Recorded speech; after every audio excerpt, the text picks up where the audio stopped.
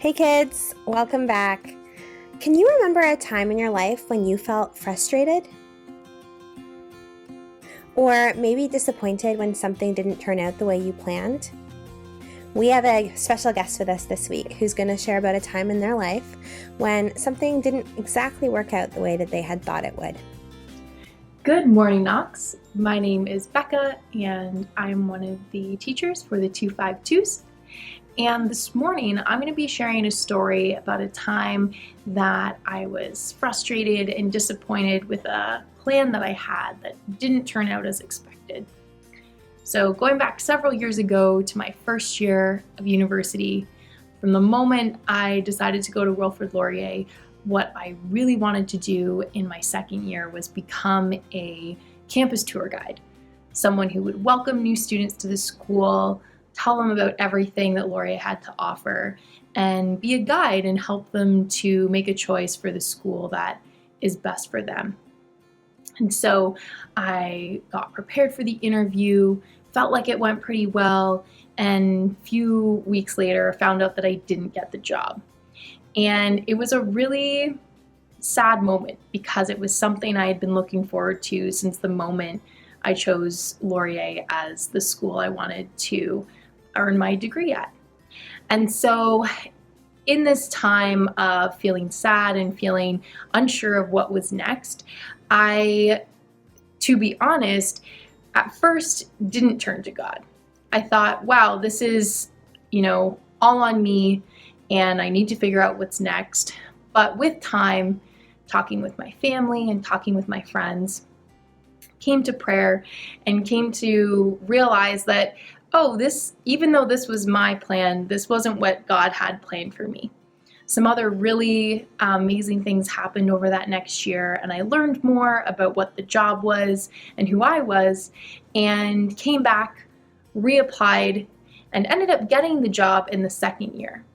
And when I looked back, it was actually a really amazing blessing because in that next year was when I was hired with some amazing friends who end up becoming friends that I still love and hold dear even till today. So sometimes when things don't turn out and you're frustrated and sad, I use this example and I think back to this time that was I felt alone, but really God was there the whole time. And even if we think we know what is next, it's really God who knows what's next in our plan, and He always has something really amazing in store. Thanks for sharing with us today, Becca. How do you feel when what happens isn't what you hoped for? Becca shared about how she felt during a time when things didn't go according to plan. Our Bible passage for this week is from Psalm 22, and it is a vision of the way things are supposed to be, of everyone on earth having everything they need to live well. The psalmist thanks God for hearing the prayers of people who need His help, and has confidence that God will feed everyone who is hungry and free people who are not free. Unfortunately, we live in a world where there are still many people who do not have enough nourishing food to live healthy lives, and some people are still not free to flourish or live peacefully. When we notice a difference between the world that we hope for and the world that we see, what should we do? One first step we can take is to notice the difference or the gap and to name it. To say, I see that this is not how it should be. I see people who are hungry, and that's not how it's supposed to be. I see people who are treated unfairly, and that is not how it's supposed to be. I see people who are hurting, and that is not how it's supposed to be. After we notice and name what we see, we can also pray a prayer of lament to God. A lament is a kind of prayer that notices what's wrong or messed up in our lives and in the world and asks God to make things right. When we feel sad or frustrated or disappointed by what has gone wrong, we can lament. We can take our prayers to God. Becca shared with us about taking her hurt and disappointment to God. And in the earlier verses of Psalm 22, we see the psalmist also lamenting. We can take all of our feelings and all of our hurts to God in prayer. Part of today's verse says, "From you comes my praise in the great congregation."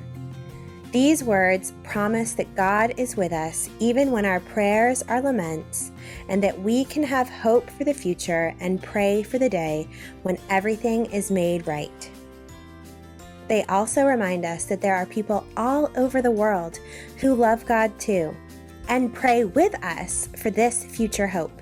And in this time in between how things are and our future hope, we can work together to feed and free others so that the world can be more like the beautiful version of Psalm 22. Will you pray with me this morning? Dear God, teach us to lament when there is a difference between the way things are in the world and the way we hope they will be. Thank you for the gift of communities that pray and work together. Amen. That's all for me this week, kids.